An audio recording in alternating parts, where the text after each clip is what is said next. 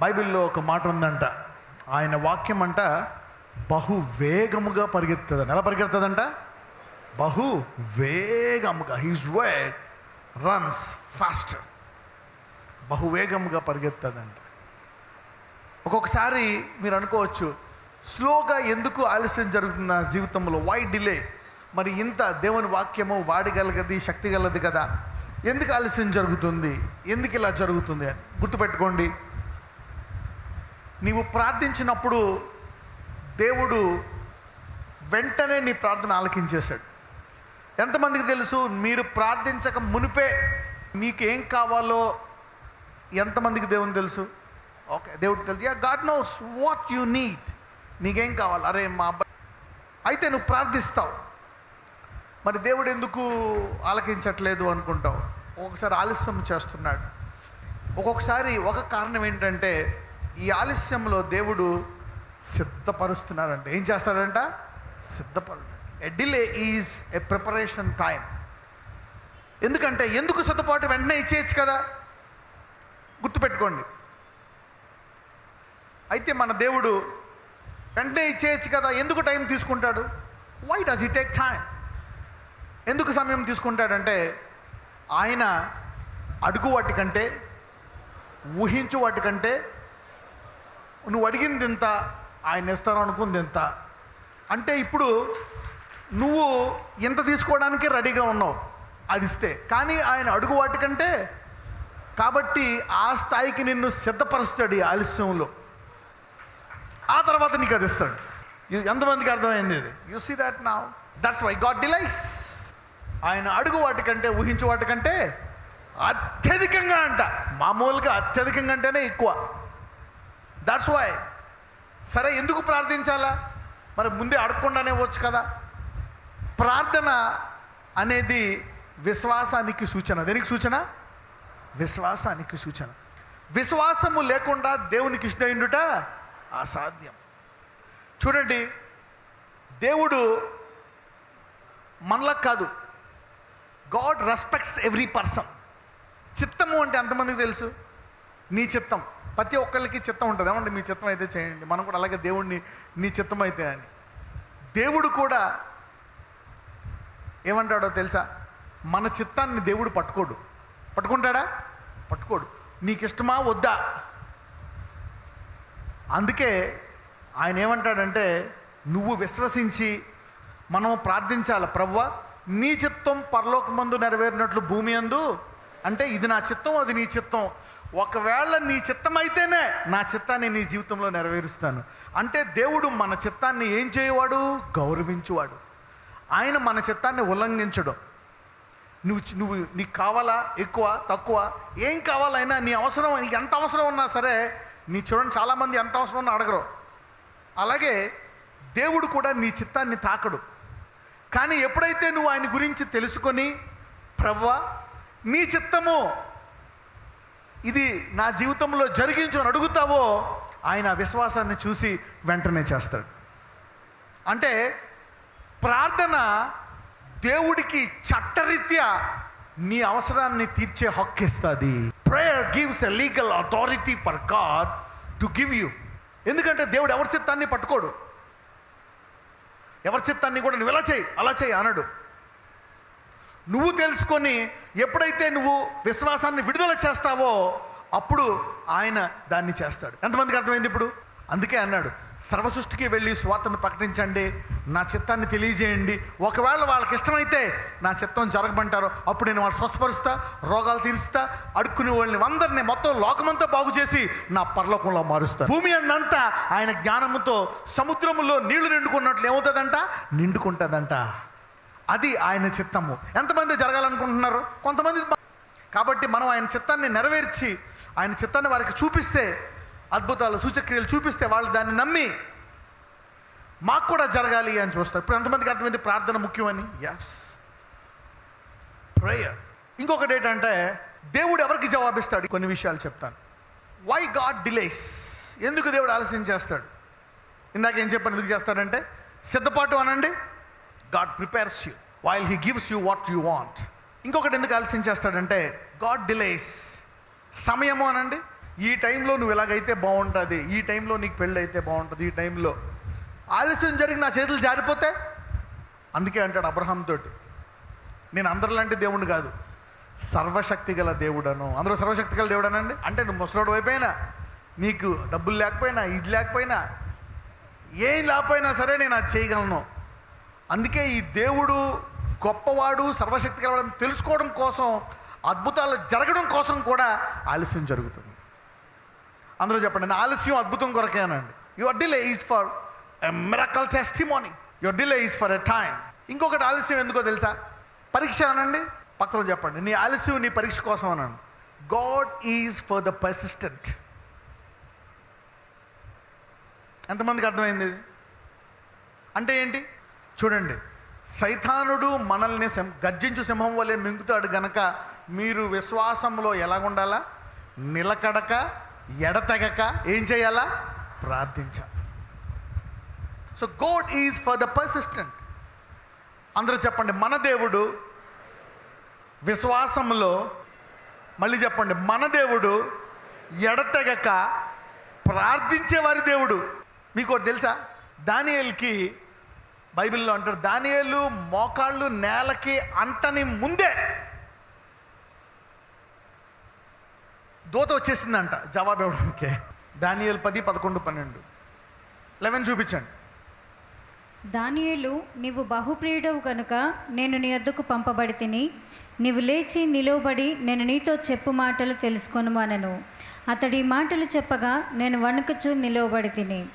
అప్పుడతడు, దానియేలు భయపడకము, నీవు తెలుసుకొనవలనని నీ మనసును అప్పగించి దేవుని ఎదుట నేను తగ్గించుకొనిన ఆ మొదటి దినం మొదలుకొని నీవు చెప్పిన మాటలు వినబడినవి కనుక. ఆగండి, ఎప్పుడు వినపడ్డాయంట? మొదటి దినం, ద ఫస్ట్ టైం. ఇంకో చోట ఉంటుంది, before his knees touch the ground. అది కూడా చూడండి తర్వాత, మేబీ ఇన్ 7, 8, 9, 10, 11, 12. కనుక నీ మాటలను బట్టి నేను వచ్చి తిని. అయితే ఇక్కడ ఈ ఒక వాక్యంలోనే ఉంది, కానీ ఇక్కడ మొదటి దినమే నేను వచ్చాయి, దేవునికి వినపడ్డాయి అని ఎలా తెలుసు? మొదటి దినం ఎందుకు అంటున్నాడు అంటే, ఎన్ని రోజులు ఆలస్యమైందో తెలుసా? 21 రోజులు ఆలస్యమైంది. అందుకే దోచ చెప్తున్నాడు, నువ్వు ఆలస్యం ఉంది అనుకుంటున్నావేమో, కానీ మొదటి రోజే దేవుడి ప్రార్థన ఆలకించి నన్ను పంపేశాడు. అంటే నీవు 4 సంవత్సరాలు అప్పటి నుంచి ప్రార్థిస్తున్నావు, ఆ 4 సంవత్సరాలు మొదటి రోజే దేవుడికి ప్రార్థన వెళ్ళిపోయింది. ఓకే, 3 సంవత్సరాల ముందే వెళ్ళిపోయింది, 10 ఏళ్ళ ముందే వెళ్ళిపోయింది, నువ్వు మొదట ప్రార్థించినప్పుడే. అయితే దానియేలుకి ఎన్ని రోజులు ఆలస్యమైంది? ఈ 21 రోజులు దానియేలు ఏం చేశాడు? మొదటి రోజు చూశాడు, ఆలస్యమైంది, ఇంకా రాలేదు దేవుడు. 2వ రోజు, 3వ రోజు, 4వ రోజు, 5వ రోజు మానేశాడా? ఏం చేశాడో తెలుసా? కొంచెము రొట్టె, అంటే మరీ మాంసము, ద్రాక్ష అన్నీ తాగకుండా కేవలం రొట్టె, నీళ్లు, అవునా, ఇలాంటి ఒక భోజనం తీసుకొని చూడండి, లిమిటెడ్ ఫాస్టింగ్. అంటే దానియేలు ఏం చేశాడు? ఇంకా నేను ప్రార్థన కేంద్రీకరించి అధిగమించాలని చెప్పి 21 రోజులు ఉపవాసం ఉండి, మరి అంటే పార్షియల్ ఫాస్టింగ్ అంటారు దాన్ని. పార్షియల్ ఫాస్టింగ్ అంటే సగం ఉపవాసం అన్నమాట. దానియేలు ఇలాగా ఎడతెగక ప్రార్థిస్తున్నాడంట. ఏం చేస్తున్నాడంట అంటే, దేవుడు ఎందుకు ఆలస్యం చేశాడు? నేను అందరికీ జవాబిచ్చేవాడిని కాదు, నేను ఎవరి దేవుడిని తెలుసా? ఎడతెగక ప్రార్థించే వాళ్ళ దేవుణ్ణి. పక్కన వాళ్ళు చెప్పు, నీ జవాబు వచ్చేసింది అనండి, నీ ప్రార్థన ఆలకించబడ్డది అనండి. నీవు చూపించాల్సిందల్లా ఎడతెగక నమ్ముతున్నాను ప్రభువా, ఇంకా నేను నమ్ముతున్నా, విడిచిపెట్టలేను. నీకు టైం వస్తుంది, టైం సెట్ చేసేసాడు, ఆ టైం ప్రకారం నీ ప్రార్థన జవాబు వచ్చి తీరుతుంది. అర్థమైంది ఎంతకమంది ఎందుకు ఆలస్యమైందో? Yeah, because God is for the persistent, for the jealous, for the continuous. దానియేలు 21 రోజులే చేసేవాడే కాదు, జీవితాంతం మరణ శాసనం వేసిన యెరూషలేము తట్టు 3 సార్లు తలుపు తెరిచి ప్రార్థించేవాడు దానియేలు. Prayer is for the continuous people, for the radical people. అందరూ చెప్పండి, ఈ ఆలస్యంలో నా విశ్వాసాన్ని కాపాడుకుంటాను, నిలకడగా ఉంటాను, ఎడతెగక ప్రార్థిస్తాను. సింపుల్. ఎంతమందికి అర్థమైంది ఇప్పుడు ఆలస్యం ఎందుకు జరుగుతుందో? So delay is for these things. ఈ గనక తెలియక, ఇవి తెలియని వాళ్ళు ఎవరో తెలుసా? రాతి నేల మీద పడినోళ్ళు. దేని మీద పడినోళ్ళు? రాతి నేల. వాక్యం బాగుంటుంది కానీ ఆలస్యం మీద ఏం చేస్తారో వదిలేస్తారు. Leave God. చూడండి, ఇంత ఆలస్యమైన దేవుని నమ్మినందుకు అసాధ్యమైన ఎలా చేస్తున్నారు. ఒకసారి దేవుడు తప్పలు కొడదాం. అందరూ చెప్పండి, కృప చాలా ఖరీదైనది. కృప ఉచితమా కాదా? ఎందుకు ఉచితము? సపోజ్ ఎవరైనా నీకు ఒక చక్కటి ఇల్లు ఉచితంగా ఇచ్చారు. ఏం చేశారు? ఒక చక్కటి ఇల్లు, అది నీకు ఫ్రీయే, కానీ అవతల వ్యక్తికి అది చాలా ఖర్చు అయింది. It costed him a lot. అలాగే దేవుడు కృప ఉచితంగా ఇచ్చాడు. నీవు ఆయన నామాన్ని నమ్మితే చాలు, నీకు రక్షణ ఉచితంగా ఇచ్చాడు. కానీ అది ఆయనకి చాలా ఏమైంది? ఖర్చు అయింది. అందరూ చెప్పండి, నా దేవుడికి చాలా ఖర్చు అయింది అని చెప్పండి. రోమీయులు 5:13 చదువుదాం. ఏలయనగా ధర్మశాస్త్రము వచ్చినదనుక పాపము లోకములో ఉండెను, కానీ ధర్మశాస్త్రము లేనప్పుడు పాపము ఆరోపింపబడదు. ఓకే, ఏలయనగా ధర్మశాస్త్రము వచ్చినది గనుక పాపము లోకములో ఉండెను, కానీ ధర్మశాస్త్రము లేనప్పుడు పాపము ఆరోపింపబడదు. ఓకే, ధర్మశాస్త్రం అంటే ఏదన్నా ఒక కండిషన్ అనండి. కండిషన్. ఇప్పుడు ఉదాహరణకి ట్రాఫిక్ రోడ్ల మీద వెళ్తున్నాం. రోడ్ల మీద వెళ్తే ధర్మశాస్త్రం ఏంటి? ట్రాఫిక్ లైట్లు ధర్మశాస్త్రం. ఆదాముకి ధర్మశాస్త్రం పెట్టాడు దేవుడు. ఏం పెట్టాడు? ఈ పండు నువ్వు తినకూడదు. తిన్నాడా? తిన్నాడు. కాబట్టి నేరం ఆరోపించబడ్డదా? ఆరోపించబడ్డది. కాబట్టి అతను పాపం చేశాడని అతని మీదకి ఏమొచ్చింది? మరణం వచ్చింది ఆదాము మీదకి. ఓకే, ఆ తర్వాత మరి కయ్యూనికి ఏమన్నా కండిషన్ పెట్టాడా దేవుడు? ఏబేలుకి పెట్టాడా? ఇక జనాలు ఎవరికైనా పెట్టాడా? పెట్టలే. మరి ధర్మశాస్త్రము లేనప్పుడు నేరము ఆరోపింపబడుతుందా? ఆరోపించబడదా? ఆరోపించబడదు. కానీ వాళ్ళందరూ చనిపోయారా? చనిపోయారు. రైట్. అయితే మోషే కాలంలో మళ్ళీ ఇంకో కండిషన్ ఇచ్చాడు దేవుడు. ఎన్ని ఆజ్ఞలు ఇచ్చాడు మోషే కాలంలో? 10 ఆజ్ఞలు ఇచ్చాడు. ఆ తర్వాత 10 ఆజ్ఞల తర్వాత ఇంకా చాలా కండిషన్లు ఇచ్చాడు. పస్కా పండుగను ఆచరించాలా, 14 రోజులు మీరు ఏం తినాలా? పులియని రొట్టెలు తినాలా. ఇవన్నీ ధర్మశాస్త్రం అన్నమాట. ఎన్న కండిషన్స్. సాబాతు దినాన్ని నువ్వేం పని చేయకూడదు. ఇలా ఇలా అన్ని కండిషన్స్ పెట్టాడు. అంటే అంతకుముందు కండిషన్స్ ఉన్నాయా లేవా? ఉన్నాయి కానీ అవి దేవుని లోపల మనసులో ఉన్నాయి. మనిషి మనసాక్షిలోని ఉన్నాయి. అందరూ దేవుని మనసాక్షి అనండి, నా మనసాక్షి అనండి. నీ మనసాక్షిలోనే ఉంది, దేవుని మనసాక్షిలోనే ఉంది. చదువమ్మా. 1 పేతురు 3:18. ఏలయనగా మనలను దేవుని యొద్దకు తెచ్చుటకు అనీతిమంతుల కొరకు నీతిమంతుడైన క్రీస్తు శరీర విషయంలో చంపబడియు ఆత్మ విషయంలో బ్రతికింపబడి పాపముల విషయంలో ఒక్కసారే శ్రమపడెను.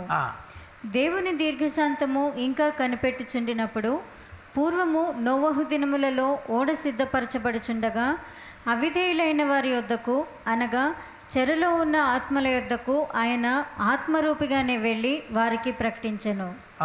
ఆ ఓడలో కొందరు, అనగా 8 మంది నీటి ద్వారా రక్షణ పొందిరి. ఇప్పుడు ఈ నోవా కాలం వరకు చనిపోయిన వాళ్ళందరూ, ఆ తర్వాత వాళ్ళు కొంతకాలం బతికారు. నోవా తర్వాత చనిపోయారా లేదా? దేవుడు ఒక ప్రమాణం చేశాడు, ఇక ఎన్నడూ నేను వరద తెచ్చి భూలోకంలో అందరినీ చంపాను అన్నాడు. ఓకే, కానీ నోవా కాలం వరకు అన్యాయం జరిగిందా లేదా? నేరం వారి మీద మోపబడకుండా, ఎందుకు ధర్మశాస్త్రం లేదు కనుక వారందరూ చనిపోయారా లేదా? చనిపోయారు. అంటే మొట్టమొదట అన్యాయం ఎవరికి జరిగింది? ఆదాము నుంచి నోవా వరకు. ఎంతమందికి అర్థమైంది? First injustice. అందుకని యేసు ప్రభు వారు కూడా ఒక్క మనిషి యొక్క మంచి కార్యము ద్వారా అనేకులు నీతిమంతులు అవ్వాలని అన్యాయము జరిగిన వారిని ఎప్పుడైతే చెరసాల్లో పెట్టారో వారి ఆత్మలో, అక్కడికి వెళ్ళి వారిని అందరినీ విడిపించేశాడంట. ఇదంతమందికి అర్థమైంది. ఇప్పుడు you see that now the depth of the doctrine. వారికి అన్యాయం జరిగింది కనుక వారికి న్యాయం తీర్చాలా? ఒకళ్ళ మిస్టేక్ వల్ల వీళ్ళకి అన్యాయం జరిగిపోయింది కాబట్టి వాళ్ళు నమ్మకపోయినా వాళ్ళకేం తెలిగిపోయిన ధర్మశాస్త్రం పెట్టలేదు గనక, యేసు ప్రభు చనిపోయాడు గనక వారికి న్యాయం జరగాలా లేదా? అందుకని మొట్టమొదట చనిపోయిన వెంటనే ఆయన వాళ్ళ దగ్గరికి వెళ్ళి వాళ్ళని విడిపించేశాడంట. వా, you see that now, you see the righteousness of God. అంటే దీన్ని బట్టి మనం ఎవరికి తీర్పు తీర్చలేము.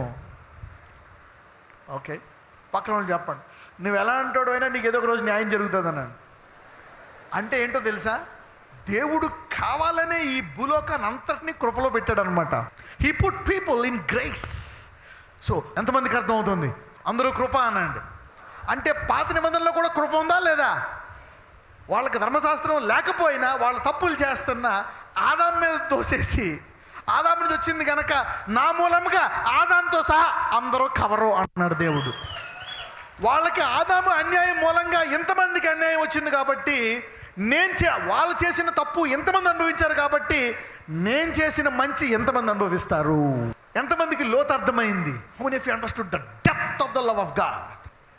ఇప్పుడు అంటే ఎవరికైతే కృప లేదు అనుకుంటున్నామో వారికి ఎక్కడో ఒక చోట కృప ఇస్తున్నాడా లేదా? ఎందుకంటే ఈ సృష్టిలోకి వచ్చాడు గనక. Every one in this world is covered by mercy. ఇప్పుడు మనము రుచి చూసి ఒకవేళ వాళ్ళకి చెప్తే వాళ్ళు ఇక్కడే రుచి చూస్తారు, లేకపోతే తర్వాత అయినా రుచి చూస్తారు. ఎంతమంది ఇక్కడే చూపిస్తారు వాళ్ళకి రుచి? అప్పుడు నీకు పరలోకంలో బోనస్ పాయింట్లు, భూమి మీద బోనస్ పాయింట్లు. నజరేయుడైన యేసయ్య, ఈ రోజు నుంచి ఎడతెగక ప్రార్థించే చేతులుగా ఈ చేతులను మార్చండి. వీరు నడుస్తుండగా, వీరు ప్రార్థిస్తుండగా వారు సమృద్ధిగా బతుకుతూ అన్ని రంగాల్లో ఆశీర్వదించబడి దురాత్మలను వెళ్ళగొట్టి దీర్ఘాయుష్మంతులై ఆరోగ్యవంతులై వారి పిల్లలు అన్ని రంగాల్లో ఆశీర్వదించబడినట్లు అన్ని విధాలుగా వారిని ఆశీర్వదించమని, ఈ రోజు నుంచి వారికి రావాల్సినవన్నీ వచ్చినట్లు ప్రార్థనా యోధులుగా నీ అత్యధికమైన కృప వారి మీద కుమ్మరించమని, ప్రతి అనారోగ్యాన్ని తీసివేయాలి, స్వస్థపరచమని. ఎవరెవరైతే అనారోగ్యం ఒక చేయి అక్కడ పెట్టుకోండి, కడుపు మీద, తల మీద, చేయి మీద. ఎస్ లార్డ్, అన్ని రంగాల్లో వారికి శాంతిని, సమాధానాన్ని దయచేసి అన్ని రిపోర్ట్లను నార్మల్ చూసి ఈ రోజు నుంచి ఇదిగో ఏంటా అని వారు కంగారు పడే చేతులను ప్రార్థించే చేతులుగా మార్చి ఆ దురాత్మలను వెళ్ళగొట్టి ఇదిగో ఈ భూలోకాన్ని శాంతితో, నీ పరలోకాన్ని భూలోకానికి తెచ్చే కృప ఈ రోజు నుంచి వీరందరికీ దయచేసి గొప్ప సాక్ష్యాలు తీసుకురమ్మని నజరేయుడైన యేసు మనం ప్రార్థిస్తున్నాము తండ్రి.